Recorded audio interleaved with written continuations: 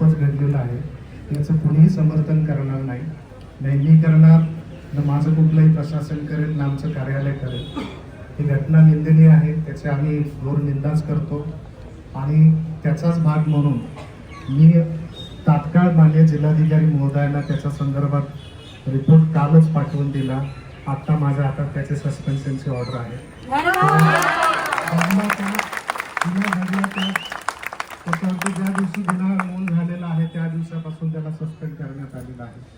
त्याच्यामुळं आपल्या ज्या काय तीव्र भावना होत्या त्याची थोडीशी दखल आम्ही घेतलेली आहे. 100% म्हणत नाही, कारण कोर्ट त्याला शिक्षा देईल ती देईलच, परंतु जी आमच्या बाजूला होती की त्याला आम्ही शिक्षा त्याची तात्काळ 9 तारखेपासूनच त्याला निलंबित केलेलं आहे आणि त्याची इकडनं बदली देखील त्या केली आहे.